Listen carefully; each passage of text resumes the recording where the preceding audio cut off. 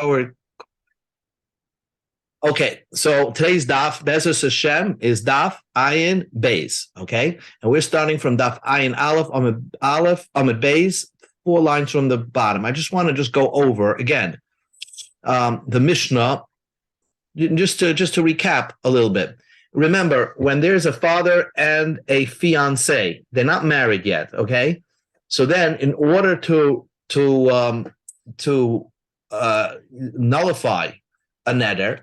Okay, so in order to nullify the neder, you need both the father and the husband to nullify. Remember, let's say the husband dropped dead. Let's say he died. And so then we learned in the Mishnah that all the power reverts back to the father. Okay, it doesn't work the other way around, that if the father passed on, then the power to revoke nedarim goes to the fiance. It doesn't work that way.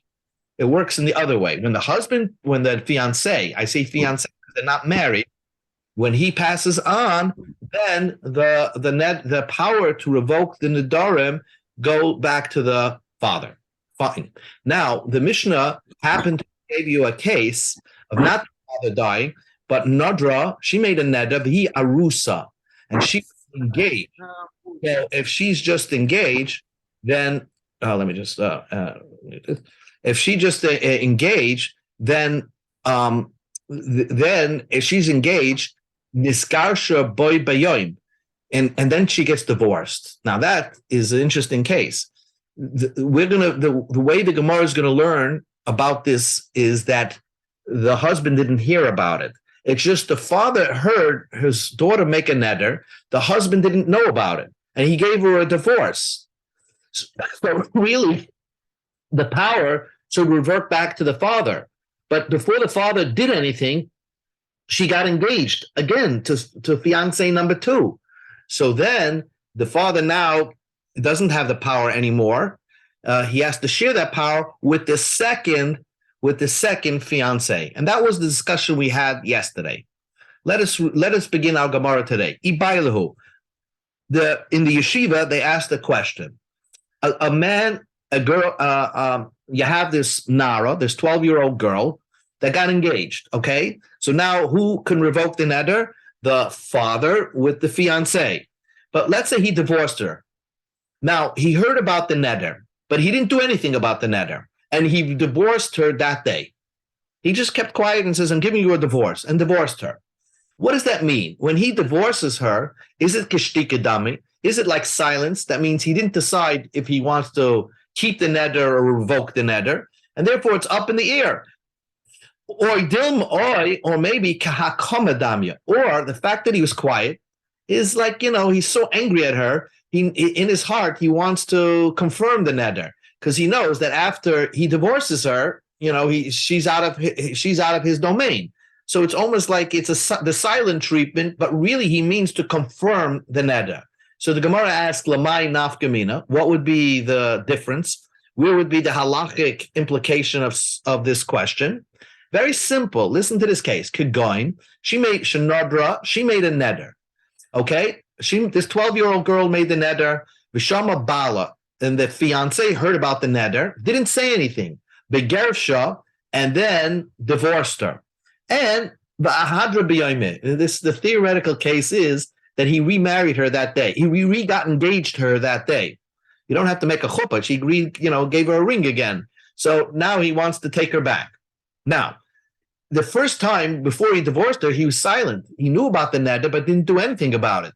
If you want to say silence is not a confirmation, but an undeciding, it's indecision. So then when he gets engaged to her again, Motzi Meifelar, he can go ahead and revoke the neder because he was undecided the first time. But if you said that the first time when he was silent before he divorced her and then gave her a divorce, that's almost as if he confirmed the neder because he was so angry at her, he wants her to have that neder. So therefore, even if he takes her back, it's already confirmed. Loi Motzi Meifelar, he cannot revoke that neder anymore. It's gone. He already confirmed it. Once you confirm something, you can't take it back. So that's the question of the Gemara. Is a divorce considered to be when a person is quiet, a husband, a fiancé is quiet, doesn't say anything.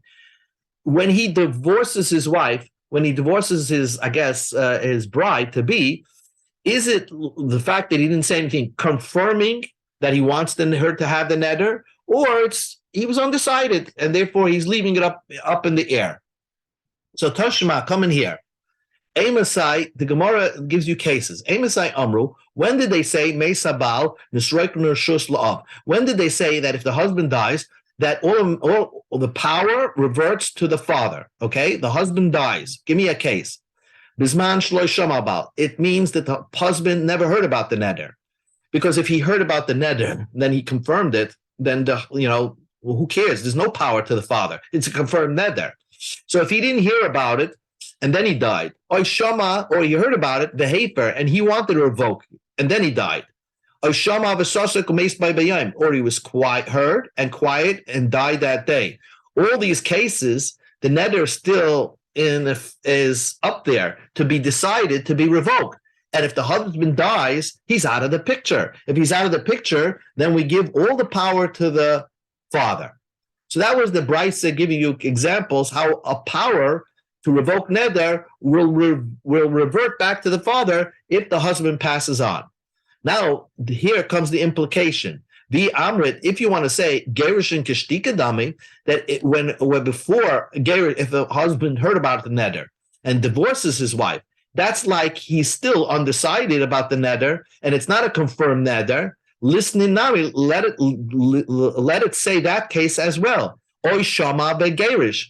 Or he heard about the neder and didn't do anything and gave her a divorce, the power reverts to the father because it's an undecided neder. It wasn't a confirmed neder, and therefore the power reverts to the father. So middelai so the Gemara implies middelai tani hachi, since it didn't give you that example, mamina, so we can derive from here, Gerishin, when he divorced her, kahakama dami. That's as if he's confirming the neder. It's a funny thing. He's about to divorce his wife, to his bride to be.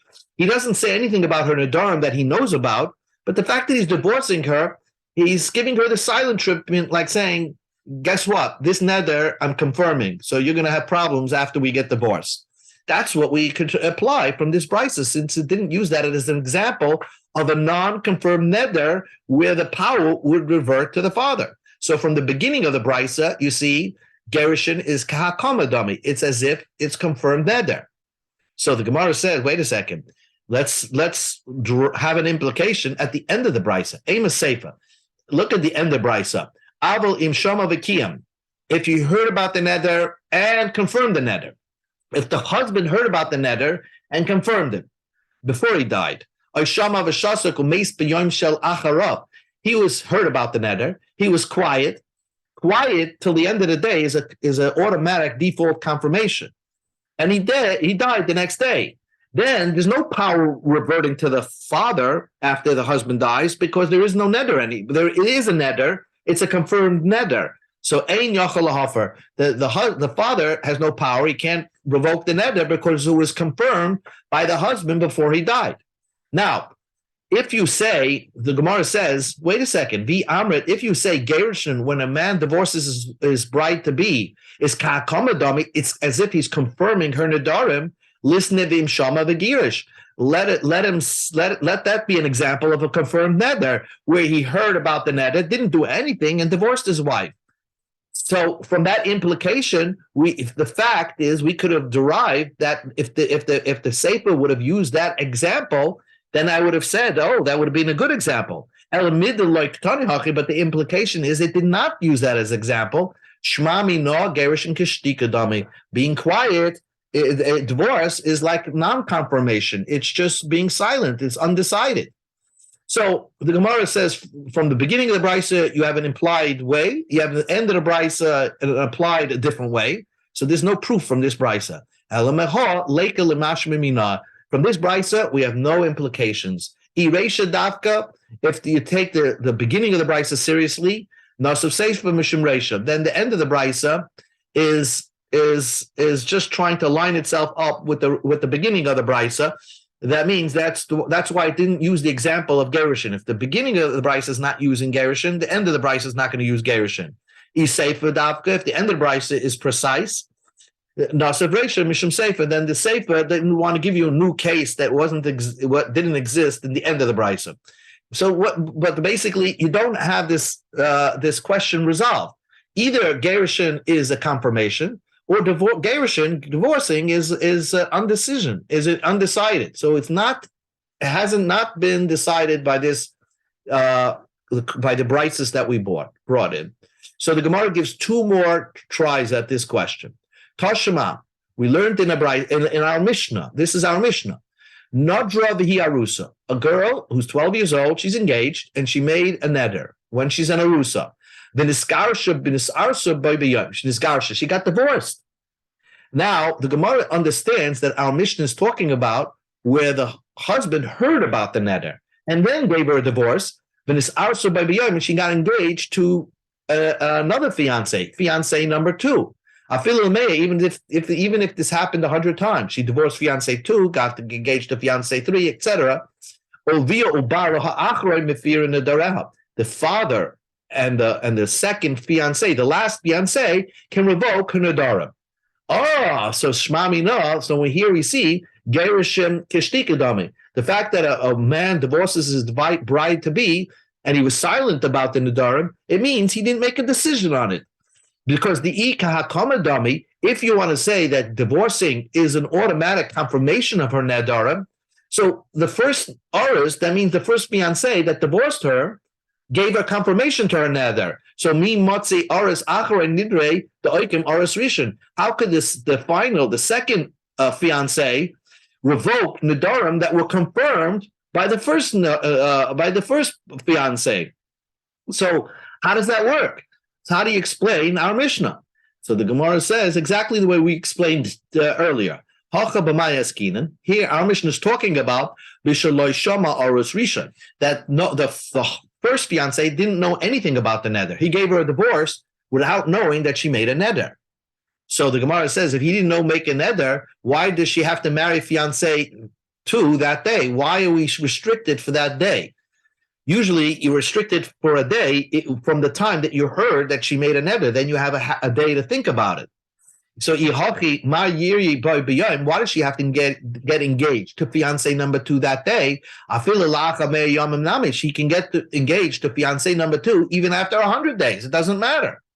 Answers the Gemara, you're right, but the Oris didn't hear about it. But the father heard about it. So the father has basically to decide. And so if the father is silent for that first day, so that means the neder is automatically confirmed. So there's no more hafara here. So even if she got engaged to the second fiance days later, it's already confirmed neder, so it's out of play. The boy b'yoyim. So because when you're dealing with the father who heard about it, the boy b'yoyim who the motzi mefer, the father could only mefer a neder that day. From beyond, from that time and on, he cannot mefer the neder, and therefore that's why the Mishnah tells you that all this occurred on the day of the divorce. She got engaged right away to somebody else, because we're rushing against time over here, because the father already heard about the neder, so he only has till the end of the day to revoke the neder. So basically, again, it's unresolved. When a man divorces his wife, what's the din? When he divorces his wife, doesn't say anything about the neder. Is it because he's undecided, or it's an automatic confirmation? So Tashma, come in here, I'll bring you a proof. Nadra boy bayoim, she made a neder that day. Gersha, he divorced her. V'achazira boy bayoim, and he took her back that day and married her that day. Ein yochol lahafer, he cannot mefer that neder anymore. Why? Because presumably he divorced her, and because he divorced her, it's an automatic confirmation of the neder. So even if he married her again that day and went to the chuppah, ein yochol lahafer, he cannot mefer the neder anymore because he confirmed the neder. Shma minot. You see, the reason why that neder is taken out of play is because Gerushin, the first time this one guy divorced her, kakamadami, it's as if he confirmed the neder. So that's a clear cut proof. Answers the Gemara, Amri, no. Hacha binisua askinen. Here we're talking about when he took her back and actually married her, went down the chuppah. Now here we're going to come to an important point. Behind the time of what's the reason why he can't be mefer?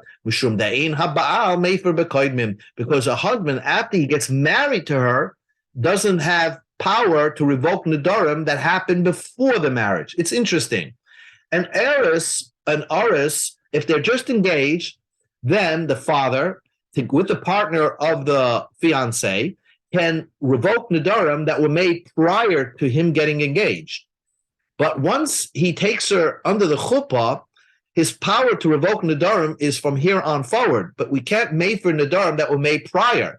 And since we're talking about over here, says the Gemara, that a man married her again. He married her. So when he married her, you can't look backwards. You can't be revoke nedarim that happened prior to the marriage. That's one power that's lost after you're married. You can't mefer prior nedarim once after the marriage. So basically, we left this unresolved. Again, unresolved means like this: a girl who's 12 years old and engaged to a fiancé, and really she made a neder, and he heard about the neder, and then writes her a divorce. What does that mean? When he writes her the divorce and he's silent about the neder, is it the neder simply he was undecided? So after he gives her a divorce, perhaps the father, who she never left his domain, can revoke the neder. Or do we say, no, that was a silent treatment. He was confirming the neder. He was confirming the neder in a spiteful way, saying, I'm divorced now, so this is my last chance, and I'm going to make you suffer with this neder. So then we say it's a confirmation of the neder. She cannot revoke the neder. So we leave it unresolved, but that's going to be the case. We'll go, and if a case comes up, we'll go l'chumra. Next, new Mishnah. Derech, and the Mishnah discusses a very interesting, important halacha, and that is that a father could mefer a neder even if he did not hear it. He doesn't know his daughter making a neder. Let's say a father has a 12-year-old girl, right, that's engaged. Okay, 12-year-old girl that's engaged. So the father says, I don't know what nedarim you made, but I want to mefer the neder. Even if I didn't hear it, it should be mefer. It should be void, because I don't want you to go into a marriage. Because after she gets married, she goes to the chuppah with the guy.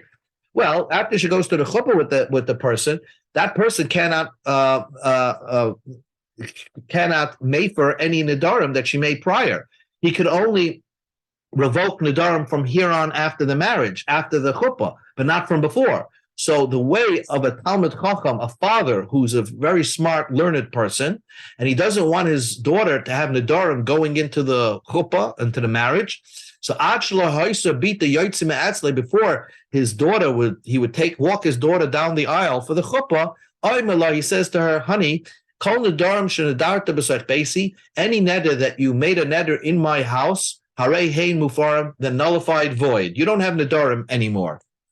And the chen habal, before the husband marries her, because once she's engaged and it's a partnership, so really the husband, before he goes under the chuppah, should tell his bride to be, if he's also a Talmud Chacham, before you go into my reshus, he tells her, any neder that you made prior to coming into my domain, right, until the chuppah, harei and mufarim, they are null and void. You don't have any darim. Because again, when a husband actually goes under the chuppah with his wife and breaks the glass, he cannot nullify nedarim that she made prior to that. He can only nullify nedarim beyond that, from that point in time. So therefore, he nullifies on the way walking down the chuppah. He tells her, you don't have any nedarim. And she becomes l'shusa, because once she goes into his domain, he cannot nullify any prior vows she made. Okay. Now, the Gemara, I told you the end of the story over here. The end of the story is that even if the father doesn't know he didn't hear the nedarim, he doesn't know precisely what neder his daughter made, and the husband doesn't know, they can say in a statement, I don't know what neder you made, but whatever it is, it should be nullified. That is how we're going to learn pshat in the Mishnah, and that is the halacha. But in order for me to learn pshat in the Mishnah, the Gemara asked it as a question. Mahu boy Rami Bachama. Rami Bachama asked a question. Baal, the husband, or the father, it doesn't matter. Mahu shiyafer b'lo shmiya. Can he void out a neder if he doesn't even know what the neder is? The Torah says, v'shama isha. The husband heard about the neder, right, and confirmed it. Or he has to hear about it in order to confirm it, or to nullify it, because they're both one and the same. Does that mean that he actually has to know that the details of the neder, dafkahu, he has to be precise what the neder was, or live dafka, or it doesn't have to be so precise. He can just make a blanket statement that all your nedarim are exempt. Amar Rava. So Rava said, that's our Mishnah. Tashma, come in here. Derech Talmid Chachamim, Achlo Yotzos Bita Be'esloi Omerlah. Talmud Chacham would say to his daughter, Kol nedarim shendarta b'soich beiseh harei hein mufarim. Every neder that you made, I don't even know, that should be null and void. So the Gemara says, but halai shama, he didn't hear about the neder. So how could he make for the neder? That was your question. So we see from here, he doesn't have to know about the neder. He doesn't have to know the details of the neder. Answers the Gemara, no. L'chishama hu de mefer. He's going to have to, what he's if he hears about the neder, then he'll redo it again and say, oh, it's null and void. But what he's saying now, prior to him knowing what the neder was, doesn't mean anything. So the Gemara says that that's the case. So why is he saying that? Why is he saying all your nedarim should be null and void when it's not going to work? He has to know what the neder was in order to make it void and to nullify that neder. And says the Gemara, the way of a Talmud Chacham was to engage his daughter in conversation to try to bring it out from her that did she make any nedarim? True, if he says all your nedarim are null and void, that doesn't mean anything. But by saying that, they're going to come into conversations. He's going to say, oh, I have a neder, by the way. I said this neder and that neder, and then he's going to say, it's Mefer. I brought it out from you, and it's Mefer. So it's unresolved whether the husband, whether the father has to hear the neder in order to nullify the neder. Tashma, come in here, Mesefer, from the end of the brisa. The Chein Habal, the husband also has that right to nullify all nedarim. Actually, before he takes her down the chuppah, he says, all your nedarim are null and void. So the Gemara is asking the same question. His husband didn't hear about what the neder was, and he's already nullifying her neder. Hachanami, the Gemara says the same teretz. He says, I'm trying to bring it out from her that when I hear her, she's going to, by discussing it with her, with his bride-to-be, she's going to say, oh, by the way, I made a neder. And then the fiancé just brought out this kind of information, and he's going to revoid that neder. But the first time he does it, and he doesn't know what the neder was, that's not a good nullification. He has to actually hear the neder that she made, and then he can nullify it. Tal Shema, come in here. A man says to his wife, man says to his wife, any neder that you're going to make until I come home from such and such a place, they are kiyamim. That means if you make a neder while I'm gone, he goes on a business trip, and he says, until I come back from this business trip, you make a neder, it's automatically confirmed. Lo yamaklum. That's nothing, because that's not a confirmation. It's a confirmation before she made the neder. So that's nothing. Hareha mufarim. If he says that all your nedarim should be null and void, Rabbi Lezer oimim mufar. Rabbi Lezer says that it is mufar. Even prior to her making the neder, man says to his wife, I'm going on a business trip. Any neder you're going to make while I'm on this business trip are null and void. So Rabbi Lezer says it works, and the Chachamim would agree to in concept to what Rabbi Lezer said. The Gemara says, but he didn't hear the neder. So how could he make it null and void? Amphid said the Gemara, he's trying to tell her that when I'm going to hear about it, I'm going to make it null and void anyway. So the Gemara says, why does he say it now? When he hears about it, when he gets back from the business trip, then he should null and void, make it null and void. Because he thinks Dilma mitridna hahishata. He's going to be busy at that time, and therefore he's not going to make it null and void. So basically, he's saying now it should be null and void. I guess when he gets back from the business trip and he hears that she made a neder, he's going to remember, oh, I was made for the neder, let me do it again. So that will remind him to do it again. True, what the way the Gemara is holding right now is you cannot null and void a neder before you hear what the neder was. So Toshma, come in here, another proof, and this will stop. A man says to his lawyer, okay, he's going away, okay, a man's going away, and he put an attorney to take over the affairs of his house. He says to the apitropis,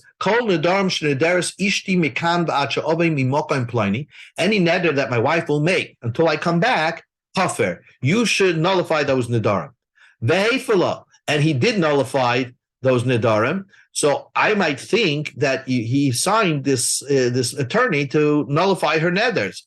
I would think they're null and void. Talmud Bavli, no, you can't assign somebody else to make your wife's neder null and void.